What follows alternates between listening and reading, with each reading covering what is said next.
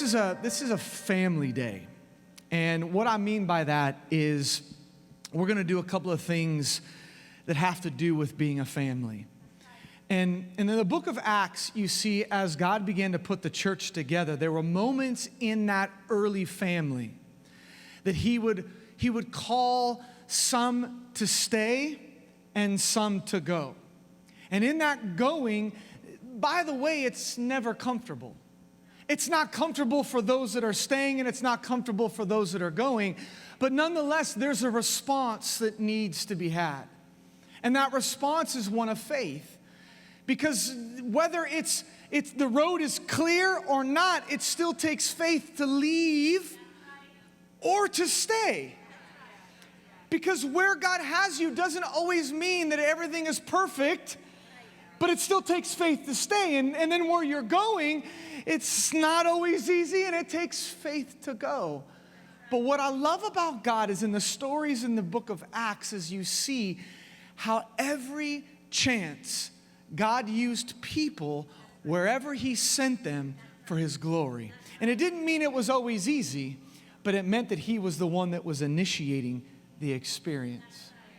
Well, there's a couple in our church that have been apart since the very beginning. They started when we were having our meetings in our house in Steiner Ranch. In our little rental, little flat house, one story, and we had 75 people in our living room and children in our garage. And as the neighborhood started wondering, why are you doing this on a Tuesday night? And quickly we began to have to make some adjustments. But I remember when this couple first showed up, and I was like, Lord, you really love us. And what's been amazing to watch their journey is how they have at every step of the way said yes to Jesus, even when it was difficult, when it made no sense, when they were living in an apartment and that apartment fell through, or things got strange and weird. They continued to say, we're here. Even when I had no promise of a position or a job, they knew that God had called them here to serve the house. And then eventually I was able to hire Ryan Cross.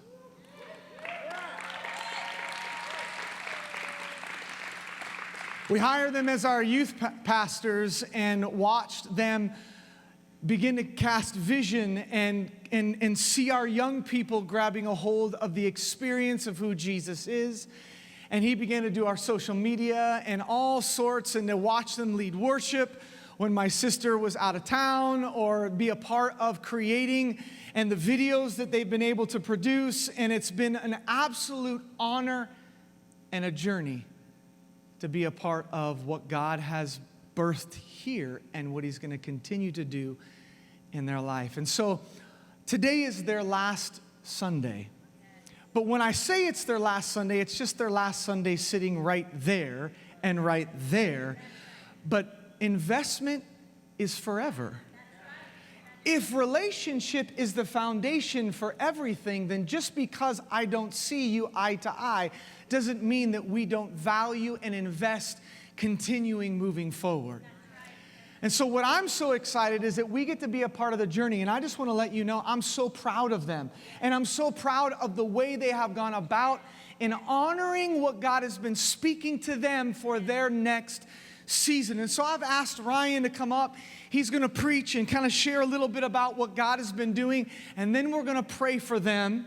And I'm going to give you an opportunity to invest in what God is doing next for them. Expression Church. Would you please welcome Ryan Cross to the platform today?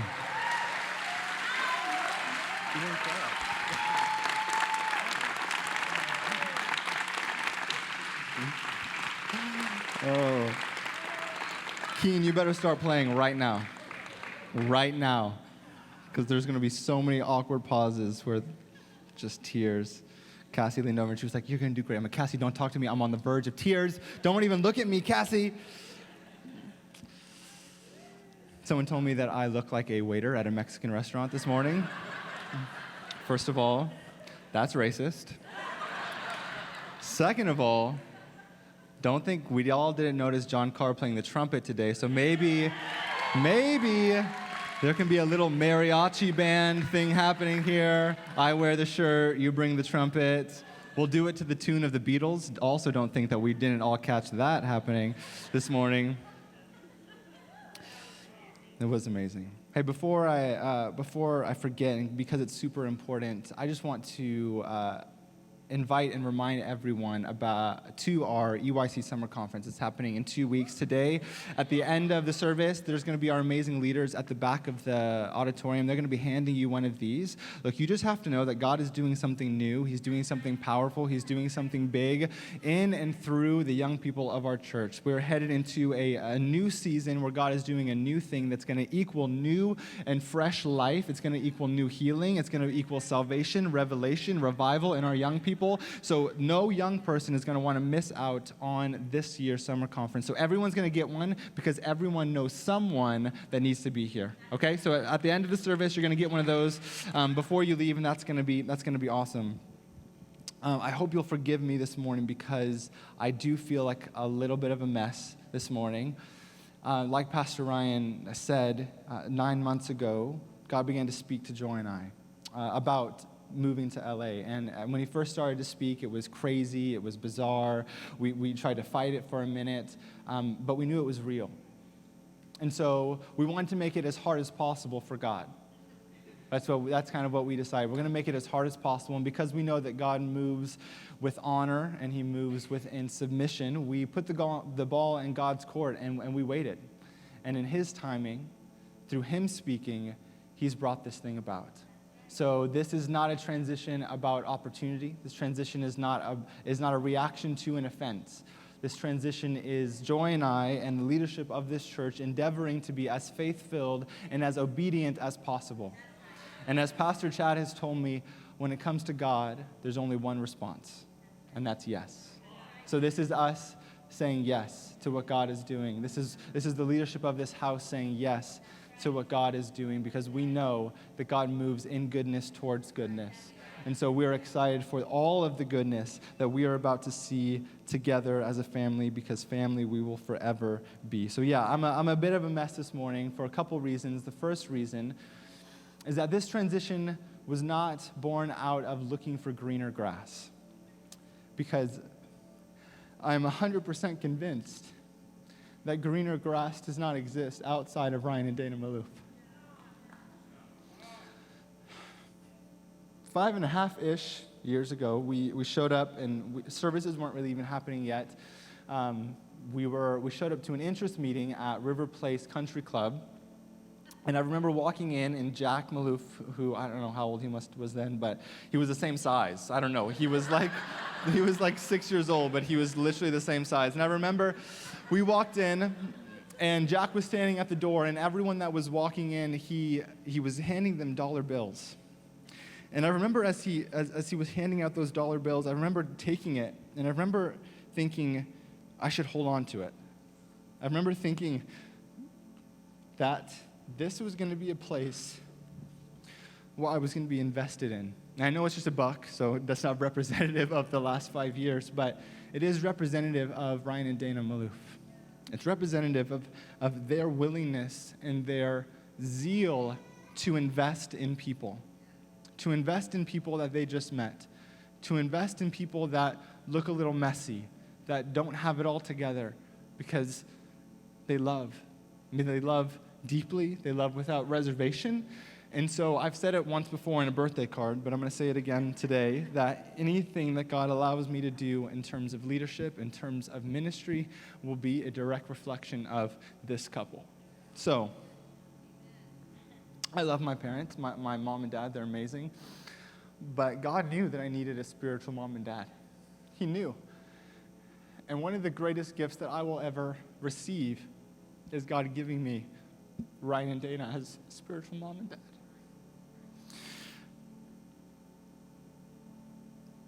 Yeah, I told you had to play. I said it. Didn't I say it? I said, you better start playing. The second reason that I'm a mess this morning is because I love this community. I love our young people. I love what God is building in this community, that he is truly building a shelter for the broken, that you see it every week, that he is building a refuge for the hurt, a hospital for the sick, a buffet for the hungry. God, I love a buffet. He's building in this place a spring of life for the thirsty. That this is a place where people in this city and beyond are going to come and they're going to receive love and unconditional acceptance. That's what God is doing in this place. That is who you are. And this transition that me and my family are endeavoring upon is not a reflection of the faith of me. It's the reflection of the faith that God has built in this community. It's a reflection of you, because you are a people of great faith. The thing that I've noticed about faith in just the short time that I've been around is that faith is contagious. And great faith is contagious. I think about our executive pastors, Pastor Chad and Marna Patterson and his whole family. I think about the audacious faith that it took 2 years ago to say yes to what God was doing and bringing Church of the Hills and Expression Church together to lay something like that down. Who does that? That's audacious, jumping off of a cliff kind of faith. I think about our lead pastors who 6 years ago left familiarity, left family, left being known, knowing others, left a legacy and a heritage because they had faith for you.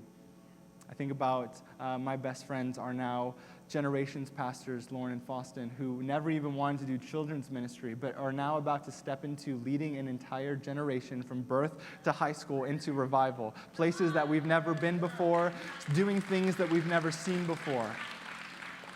And I think about my friend and our worship pastor, Melissa, who married someone she met online.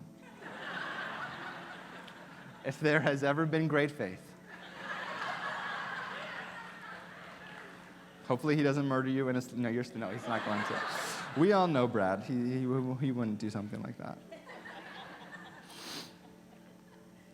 But I love our community. And this is a place where great faith is born. It's a place where great faith is taught. It's a place where great faith is caught, and will be sent to the ends of the earth. And you may be new here this morning. You may not know what faith is. You may feel like you have the smallest, minute amount of faith. But I just got to tell you, you got to stick around. Because there is mountain-moving kind of faith at Expression Church. There is generation-changing kind of faith at Expression Church. There is sickness-healing kind of faith at Expression Church. And you may not feel like you have it. You may not feel like you even know how to get it, but let me just tell you, stick around, because the atmosphere is contagious, because I am a byproduct not of just one man and one woman's faith, but of a community of faith. You have given me great faith.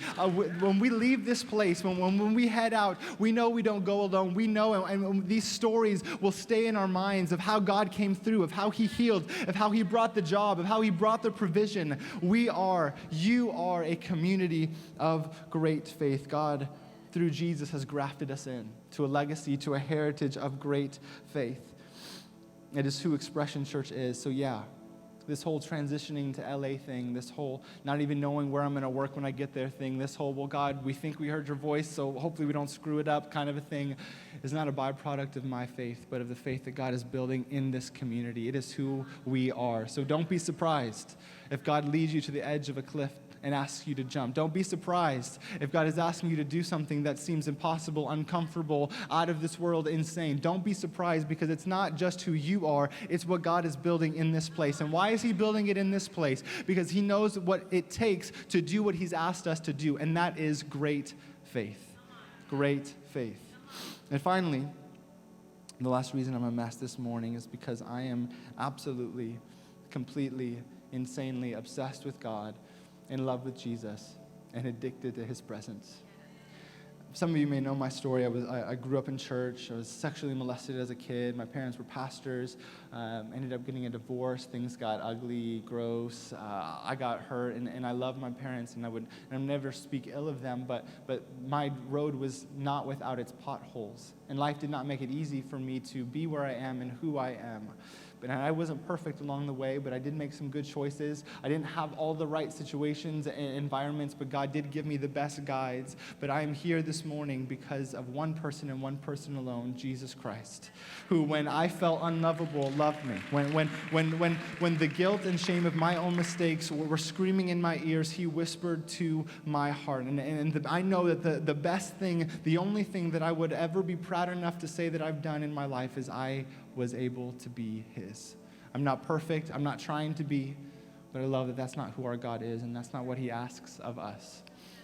He doesn't want our perfection. He wants us. You are the only thing that he can't give himself. I love that about God. I love that about who he is. So you may not know him, but at the end of the service, at the end of this, I'm going to give you an opportunity to meet him, and it's going to be the best decision you've ever made. But this morning, I really sense God's heart for you and for what he wants to do. And I believe what he wants to do this morning is increase your faith. I believe that what God wants to do this morning, and all of the songs and all of the transitions and what Heather has already spoke, all of it's kind of, I see what God is doing. He's leading us to this moment where he wants to increase your faith. He wants to double your faith. He wants to multiply your faith. Why? Because what he's asked us to do is impossible without faith. The faith is the currency of heaven. It's how we obtain the things that God has promised us. And it doesn't mean that if maybe something didn't happen the right way, or you prayed for something and it didn't work out, that doesn't mean that you messed up and you didn't have enough faith. That's dumb. That's not what we believe. We know that even the disciples said that they asked Jesus for an increase of faith. They asked Jesus for an increase of faith, because doing what God has asked us to do is impossible without it, because there are mountains that need to be cast into the sea. There are schools that need to be transformed by the love of Jesus. There are entire neighborhoods that God is calling you to bring life and light to, but we know that none of this is possible without faith. As I was preparing for this message, God just was speaking to me just of some people that he wanted to encourage in the room this morning and build great faith in. He brought Annika to mind and was just speaking to me just of the calling that he's given you, a calling to speak to hopelessness and call those that are not in relationship into relationship, that you have a mandate to speak to loneliness in women and to bring light and to bring life and relationship to where they are. But that takes great faith, and she knows that. Nathan, God was speaking to me about when you go to college here in a few months, that when you walk onto the campus, there is a revelation of his love and his acceptance that those young people have never experienced. But when you walk into that building, when you walk onto that campus, there's something that you're bringing with you, and you didn't work for it, you didn't earn it, you didn't even think of it, but that God has placed it inside of you like a seed that he is about to grow, that it's been put into good soil, it's been watered, you've made the choices to do all of those things, and now when you walk onto that campus, there's revival that's about to hit that college. But it's going to take great faith. I think about Cassie. God just showed me this picture of what you are going to help lead in the next coming years. Has not only not been seen by us, but has not been seen anywhere. Because you are only here. And what God wants to do, he's started a long time ago. It's so connected to your identity and how you see him, how you know that he sees you. It's going to be different, but that is the right. It's right that it's different because it's him. But it's going to take great faith. There's a calling that all of us have, but that calling cannot be obtained without great faith. And so that's what I believe that God wants to do this morning, is he wants to lead us into an opportunity, into a moment of receiving some great faith. For the past couple of weeks, we've been talking about influence. And I hope you realize that this series on influence is not about leadership skills. It's not about how to build your brand. It's not about how to grow your company. But influence actually looks a little bit differently. That influence actually looks like wherever you are, you bring the heart of God. That wherever you are, you bring the kingdom of heaven. That there are realities in heavenly places that begin to shift atmospheres, that shift culture, that shift sickness, that shift disease, that shift brokenness brokenness in people's life, and that is the influence that you and I are meant to carry. That is the influence that you and I were created to have, the kind of influence that doesn't just affect earth, but that affects eternity. It's a kind of influence that brings heaven to earth, so that when Jesus returns, as his word promises that he will, that to him it will be as if he never left heaven. That is the influence that you and I were meant to carry, not the influence that gets us more money, but puts more faith currency in our pocket. Not the influence that makes our name famous, but makes the name of Jesus famous. That is the kind of influence that you and I were meant to carry. It doesn't point to us. It's not about us. It's kingdom influence. That's what I want to talk about just for the next couple minutes. The next 11 minutes is kingdom influence. Let me pray real quick. Keen, don't go anywhere though. Jesus, we love you. Would you help us? God, we want more faith. We want an increase of the measure of faith that you've given us. Because we want to see the impossible. We want to experience heaven on earth. God, we believe it's your promise to us. We believe it's the heritage that we've been grafted into. And so we ask for more of it, God. Would you help us in these next few moments to hear what you want us to hear, see what you want us to see, and leave here differently than when we walked in. We love you, Jesus. Amen. So today, in the next few minutes, we're gonna talk about kingdom influence. And I want to talk to us about a man named Abraham. Abraham was a man in the Bible that, and many refer to him now as the father of the faith. He was called by God to pretty much essentially begin God's chosen people. The Israelite people, Jesus himself, would come from the line of Abraham. And he was a pretty mean dude. Mean in the cool way, not like the bad way. He was a pretty cool dude. And to me, he was a kingdom influencer. And in Hebrews, the passage of Scripture that we've been looking at about influence over the past couple of weeks, the writer of Hebrews gives us a couple verses on Abraham. And I want to pull out 3 points from 3 different verses that are going to help us understand what kingdom influence is and how we can walk in it today. Does that sound good? Is that going to work? Okay. So can we put up Hebrews 11, verses 8 to 10? By faith, Abraham, when called to go to a place he would later receive as his inheritance, obeyed and went, even though he did not know where he was going. That verse has never felt more real to me than right now. By faith, he made his home in the promised land like a stranger in a foreign country. He lived in tents, as did Isaac and Jacob, who were heirs with him of the same promise. For he was looking forward to the city with foundations, whose architect and builder is God. Verse 8, point number 1. Kingdom influencers know obedience is the goal.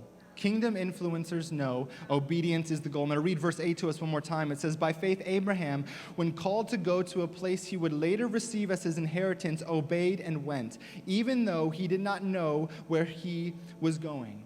I think we have to understand, just like Abraham, that there are moments in our life and moments in our journey of faith when God is going to call us to radical obedience. And to have the mindset of a kingdom influencer means that we know that obedience itself is the goal. We have to understand, I have to understand, walking into this next season of my life, that obedience is the goal. That the goal isn't the goal. That to God, to a kingdom influencer, I know that obedience is the goal. Genesis 12:1, when God calls Abraham for one of the first times, he says to him, the Lord said to Abraham, go from your country, your people, and your father's household to a land I will show you. Think about the things that God called him out of. He said, go from your country, from your people, and from your father's house. Basically saying, go from everything that you know. Everything that seems comfortable to you right now in your life, everything that's familiar, everything that's known by you, known to you, everything that feels nice and safe, I want you to leave it behind. And where are you going to go? I'll show you. There are moments in our life when God calls us all to similar types of obedience, where whether it's starting an e-group, whether it's stepping out and starting a Bible study at your school, or joining a team, or whatever it may be, that there are moments when God calls us to obedience, but the mindset that we have to take into that moment is that obedience is the goal. You know, unfortunately, frustratingly enough, the thing that we don't get to do is determine what our obedience is going to produce. Abraham didn't get to decide what his obedience was going to produce. Because obedience is the goal to a kingdom influencer. Our obedience cannot be based on what we perceive the outcome to be. Our obedience is based in the fact that God is the one that's asking us to obey. There is a real hope that can be found in obedience. There is a real life that can be found in obedience. I dare to say there's even joy that can be found in obedience. The confidence that we take into our obedience does not come from what we think the outcome of our obedience is going to be. It comes from the fact that God is the one that's asking us to obey. Hebrews 11:17, later on it says, by faith Abraham, when God tested him, offered Isaac as a sacrifice. He who had embraced the promises was about to sacrifice his one and only son, even though God had said to him, it is through Isaac that your offspring will be reckoned. Abraham reasoned that God could even raise the dead, and so in a manner of speaking, he did receive Isaac back from death. Abraham knew the character of his God, understood the identity of his creator, and so left what his obedience would look like at the door. He didn't come with, it has to look like this. It has to work in this amount of time. It's got to make me this amount of money. It has to get me to this opportunity or this platform. Abraham reasoned that God's character was true enough that it could allow me just to simply obey. God is faithful enough. He's just good enough. He's not going to leave you. He's not going to forsake you. So I can trust not in what I think my obedience is about to produce. I can trust in the fact that God is the one that's asking me to obey, and he doesn't change. He always has my back. He goes before me, he's behind me, he's on either side of me. So the confidence we take into our obedience. And there's an area of our life that God is calling us all to obey even this morning.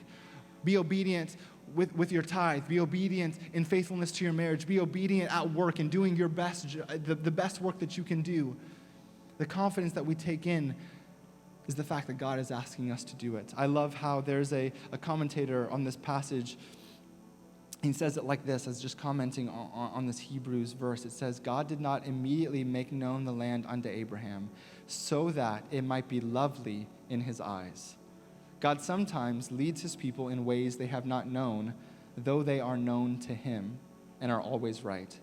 It is the property of faith to follow God when it cannot see its way. What a great mercy it is to have God for a guide. What a great mercy it is to have God for a guide. Kingdom influencers know that obedience is the goal because they know that God himself is the prize. Me and a friend were talking the other day about there's a story in the Bible where there's a king, and the king says to this girl, hey, I'm going to give you whatever you want, up to half of my kingdom.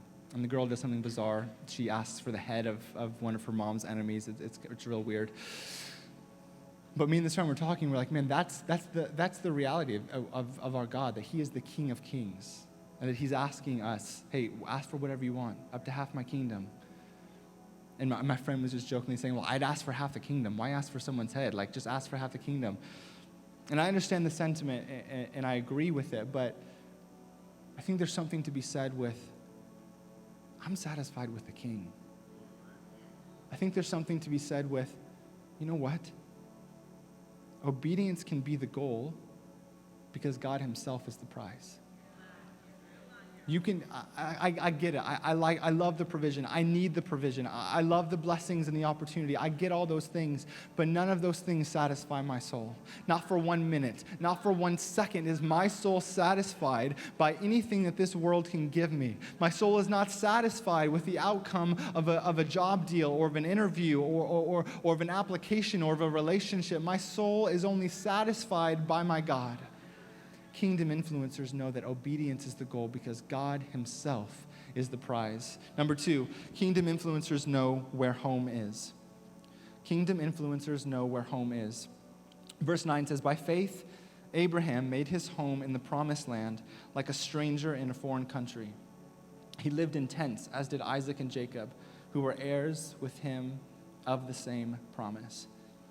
I was reading this verse this week, and it just stuck out to me. It was something about it was so intriguing that the writer would say of Abraham that he made his home in the promised land like a stranger in a foreign country.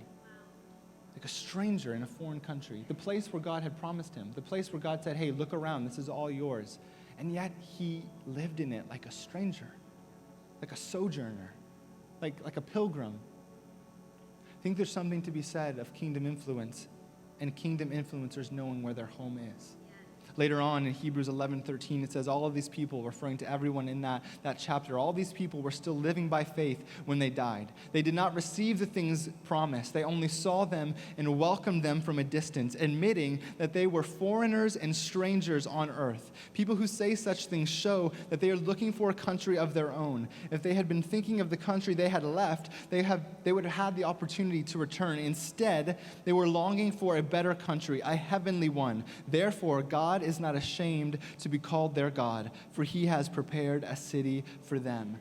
Kingdom influencers know where their home is. They understand the reality of the situation, that this is where I'm at, but this is not my home. I'm a citizen of heaven. I came from God, and I'm going back to God. That what man can do to me cannot touch my eternal destiny. That I know where my home is. I know the reality of my home. I know that I am going to heaven, that is my home, that the kingdom of heaven is where I belong. But kingdom influencers also know where they've been called. Kingdom influencers know where their home is, but they know where they've been called. There's a part of Abraham's story where God, he was with Lot, and they separated, and Abraham was kind of by himself for the first time, and God spoke to him and said, hey, look around. Look north, look south, look east, look west, all of it. It's yours. Your inheritance, your descendants, I'm going to give it to them. The land of Canaan, it's your promise. And then he told him to do something interesting. He said, I want you to walk the length and the breadth of it. I want you to get to know it. I want you to walk up and down. I want you to familiarize yourself with it. So I was thinking, kingdom influencers know where their home is, but they also know where they've been called. The reality is that if you and I did not have a calling to this earth, on this earth, we would have gone to heaven when we got saved.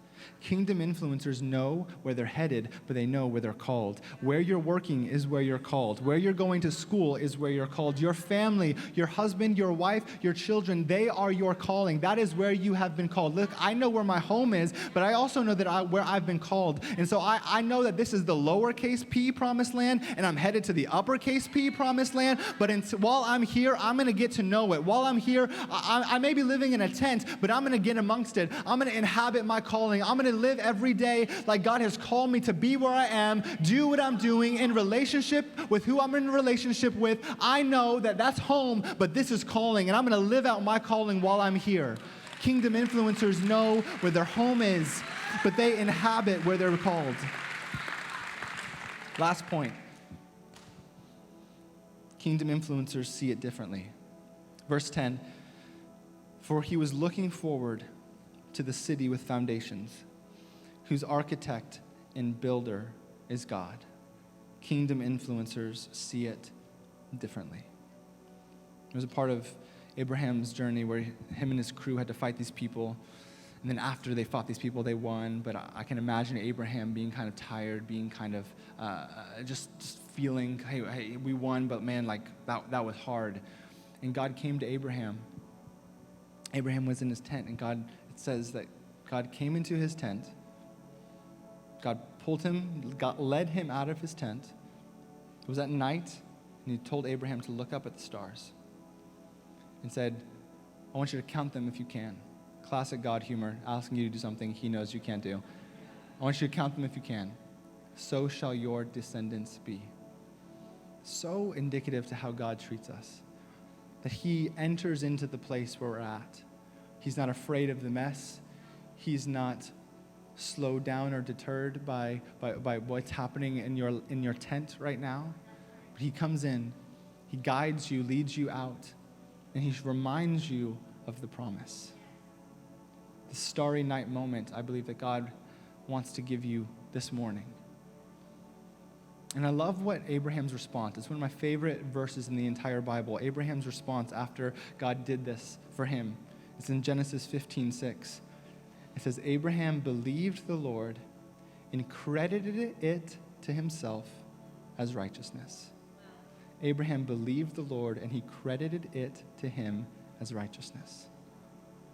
Not his actions, not his behaviors, not how hard he tried. His belief in God was credited to him as righteousness. Kingdom influencers see it differently. because they see that anything is possible with God. What you have to know, and you probably do, is that Abraham at this point had no kids. He was hecka old. His wife was even hecka older. This was not like everything seemed perfect for the promise. How things look in your tent right now, it may not look like it's headed towards the promised land. It may not look or feel like it's the makings of a promised land. But kingdom influencers see it differently because they see that anything is possible with God. I believe that there is a starry night moment that God has for you this morning. He wants to draw you out, invite you out of the place where you are. He wants you to look up at the promise, at the calling, at the thing that he's asking you to be obedient in. And the righteousness that he asks is not that you would do it perfectly, not that you would have it all together, but that you would believe him, and it would be credited to you as righteousness. There's a starry night moment for all of us because God wants to build our faith. Because what he's asked us to do is impossible without it. So I believe in this next moment that God just wants to do that very thing. He wants to impart some faith. He wants to impart some faith to you.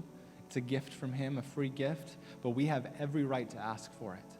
So I'm going to ask for it for myself because I know the reality of my next season and I need some faith. I would encourage you to ask for it for yourself. You may not even feel like you need it, but how about we press in this morning? How about we dare to believe that our next season is going to be our best season? How about we gather and recognize that God wants to take us into places we've never been, to do things we've never done. And so in order to do that, we're going to need some great faith. So would you stand with me this morning?